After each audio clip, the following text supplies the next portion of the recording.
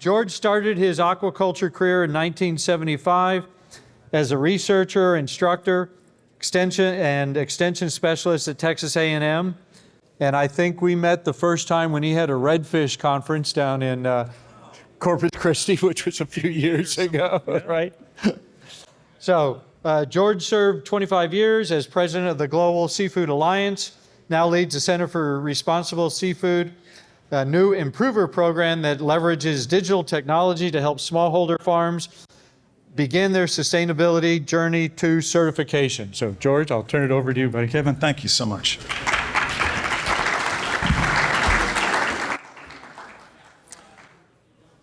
Great pleasure to be here. I've never attended one of the F3 meetings, but I've been following this mission of replacing fish meal and oil for a long, long time.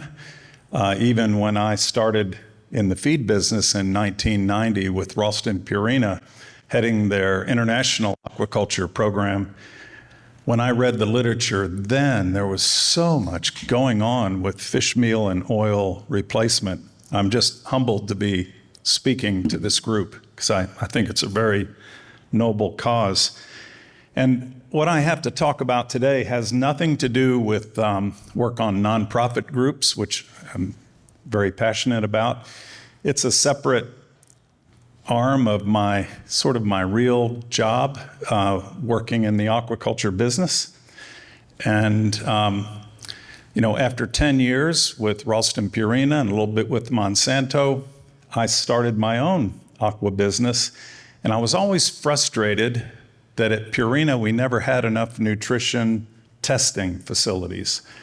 So in the business that I was involved in, breeding and grow out, processing, hatchery for shrimp, we always included a nutrition program. And what I want to speak to you today is some of the work that we did on replacing krill meal as internal research. This was all our own IP. But when I ended up selling my shares of the business to a genetics company, they had no interest in any of this, so it fell by the wayside. And so here it is. It's yours to use if you see any value in it. Okay, so first of all, I want to say that this whole idea of innovation is never quite so simple. I remember when I visited Wright Brothers monument in Kitty Hawk, I thought, what's the big deal? They built this thing and they launched it into the wind and they flew, right? Well, it turns out it wasn't that simple. They had these equations from some German pioneers. They didn't work. The plane didn't work. They had to do their own wind tunnel stuff. They had to develop their own model of lift, their own wing design. But that wasn't enough. Then they needed controls. Then they needed to design a propeller with that same kind of lift contour to pull the plane efficiently through the air. And then they had to develop their own engine made out of aluminum, a lightweight engine.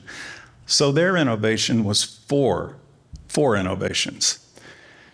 And so that's what we learn when we go down this innovation process. You think, oh, I'm going to do this one thing. And then you find out, whoa, it's more than one thing. So from my work in the feed business, I knew that krill worked extremely well, and we loved to use it, as much of it as we could. But we really didn't think we needed it for protein, amino acids.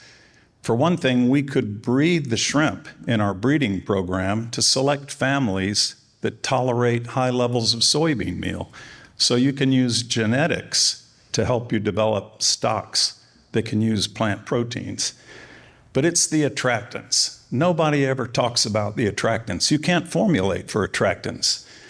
In least cost formulation, you can put in the composition of the final feed that you want to produce.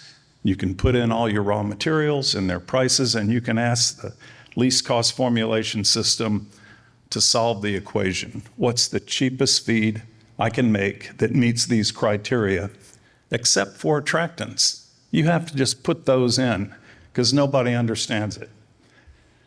So we first studied the composition of krill meal, and we compared it to a bunch of other protein ingredients, some of which are very good attractants, like squid liver powder, squid liver powder is actually a hydrolysate of the viscera and fins of squid. But it turns out that what makes krill unique is a very high level of nucleotides and a very high level of small peptides. Very water soluble, they leach into the water. That serves as a long-range attractant for organisms like shrimp that feed by smell, and also a close-range palatant that when they touch it, it's like taste. They enjoy the taste. And then we started trying krill meal in feeds and measuring the consumption versus other kinds of proteins. And what we discovered is that the shrimp don't come to the krill meal feed faster. They stay on it longer. They eat more. That's the key. They keep eating and eating and eating twice as much as with other feed ingredients. So we found that they might feed, let's see, you can see here's another publication, and you can see on the right, time eating pellets without krill. A shrimp might stay on the feed 104 minutes. With krill, 231. And they can eat up to 14 pellets in a row with krill. So they just eat more. They don't find it faster, which is really, really important. And the first time we had ever heard of that.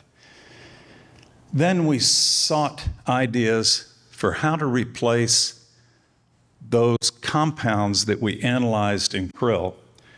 We wanted to use the same naturally occurring molecules.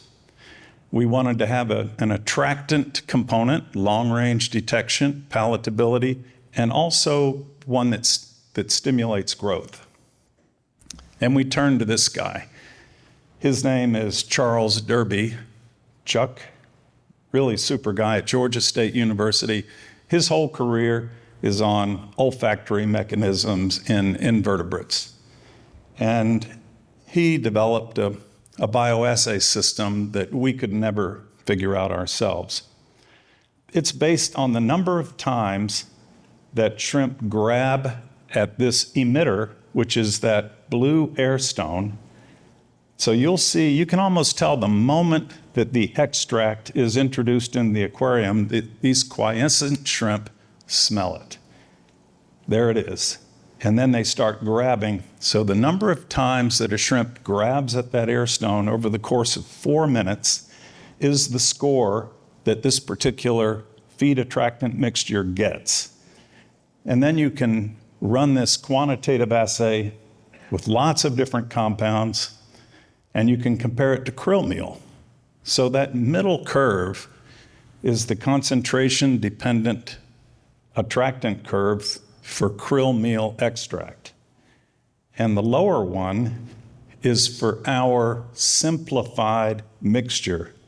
Rather than 100 different compounds that are found in krill, we chose 13. And if you mix our feed attractant mixture with the krill extract, then you get that curve above it. So it heightens the response even more if you add the feed attractant mixture to a krill extract. And here's the list. So this was our proprietary secret. It's yours. This is not to say it's perfect, but this feed attractant mixture works. Well, sort of. Let's go on with the story. We added that feed attractant mixture, which works super well in that aquarium bioassay. We added it to feeds, and it didn't work. And then we scratched our heads and we did some tests, and we realized that those compounds are super soluble, and they leach right out. And so you put it in feed, and 2 or 3 minutes later, it's gone. And then, I don't know if you've ever seen this before, but a shrimp, its whole life is smell. It lives on the bottom of a very turbid environment. It can't see anything. It finds things by smell, and by probing the bottom, taste with its walking legs. And if you make a feed pellet and the attractants go out, it's like a piece of dirt. They'll walk right over it. They don't even notice it anymore. So we needed something to have a controlled release of the attractant over time. And what occurred to us also is that such a controlled release would be super valuable for any synthetic amino acids that you wish to add to shrimp feed or to other slow-moving aquaculture species, or to carp. You know, carp is the most farmed aquaculture species in the world, but they break the pellets up with their pharyngeal teeth in their mouth before they swallow, and a lot of water-soluble nutrients are lost. So a controlled release process could be very valuable. So we set about testing lots of different concepts, and it had to be a heat-stable material that repels water, food-safe, and digestible. And we tested many different compounds, and the experimental design was to encapsulate 2 test leachates, the amino acid methionine or the amino acid lysine, and then to put the encapsulated material into a wafer of feed that was subjected to the same heat that a feed normally goes through, so that typical hydrogenated oils, which are very nice to use, won't work because they melt during the pelleting process and they leach away. So then we would put these test pellets in beakers, and we would use HPLC to measure leaching rates. And we were fortunate to have this emeritus chemist who did maybe 90 of these trials, testing different products. And he found that the best choice was de-oiled lecithin. De-oiled lecithin, it's a phospholipid. It encapsulates, it repels oil.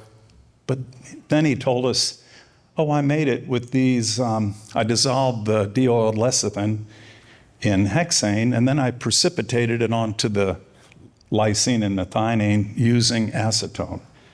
And we said, oh, it's a great choice, but we can't use these flammable ingredients. It's expensive and it's hazardous. We need something that works without these compounds. So it's back to that innovation process. Here's another step. You know, how do we encapsulate without the solvents? So we tested a number of different things. This that you see spinning is called a silent cutter. It's what's used to make sausage and surimi.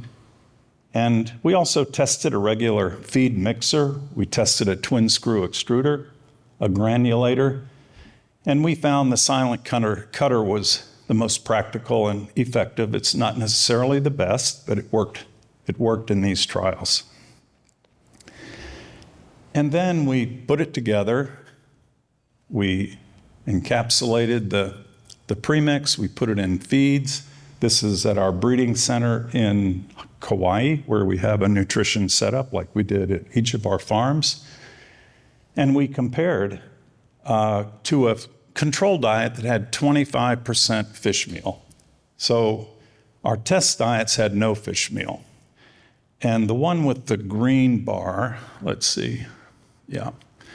This is the one that has the encapsulated premix with the feed attractant mixture. And you can see that it performed no significant difference from 25, whoops, I went the wrong way. Then 25% protein in the control. Now over here, we have the premix, but without the controlled release. And it was no different than not having the premix at all. So the controlled release part of it, super important. And like I say, it has application much beyond attractant release. So these are the results with with 1% of this feed attractant mixture, it outperformed krill meal in every category: attractability, palatability, growth, but too expensive. So we reduced it to 0.5%, and then it was equivalent. It's equivalent to krill meal, and it's cost effective. It's just the same cost as krill meal. Not a great savings, but perhaps at a larger scale, these raw materials that we were buying, amino acids and so forth, could be purchased much more cost effectively, I'm confident. So at that point in our development, we had not yet scaled up. We had not yet commercialized this. The real test is to take it into commercial field trials and to run it in large-scale farm trials. And we didn't get there. We sold our business. It went to a breeding company. They had no interest in it. We had a patent in process. They chose not to renew the patent. It's all fine, but the project just languished. So now I just want to pass along whatever of these results might be useful to anyone, and I hope that you can advance it further. And let me mention another spinoff. It occurred to us that attractants are what it's all about when it comes to fishing for crabs and lobster. Crabs, imagine king crabs or blue crabs. And we read in the literature that 18 million tons of, small fish are used as bait for these, for these crustaceans. So we tried making, putting our controlled release compound into a carrier, and we chose to use whole soybeans soybeans are an undenatured protein. It's a native protein, and when they're cooked, just like an egg, they set. And we felt that that would be a very good carrier for this controlled release compound. And so we made some. We tested them with blue crabs and lobster. With lobster, it tended to attract the small lobster. And Chuck Derby, our olfactory guy, says, well, we optimize this for shrimp. Lobster eat more fish. We don't have many fish attractant compounds. The point is that anytime you work with baits, you have to think about customizing your feed attractant mixture for that particular species. But it's an opportunity. So I want to end by acknowledging the guys who worked on this with me over the years: Victor Suresh, Dr. Kumara Guru, Sergio Nates, Charles Shasteen, Chuck Derby, and Anant Bharadwaj. And then I want to end by showing you a little video of this upcoming conference that we're going to have in India.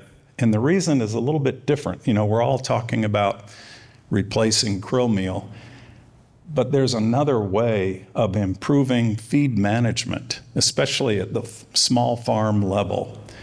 And there have been these enormous advances of using digital technology to improve feed conversion at the farm level.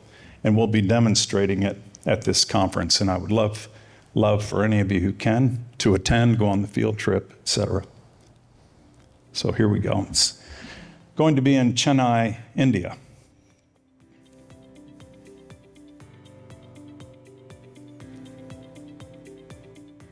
This ITC Grand Chola, by the way, is LEED Platinum certified, 0 carbon emissions. This is the tour of facilities that we did last year at Shrimp Summit. It'll be similar this year. Last year we focused on intensive technology. This year it'll be on smallholder.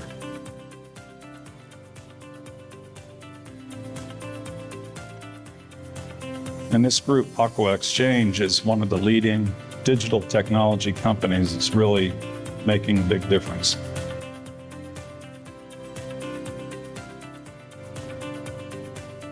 And the project that we're working on in India is in conjunction with the Nature Conservancy and funded by the Walmart Foundation.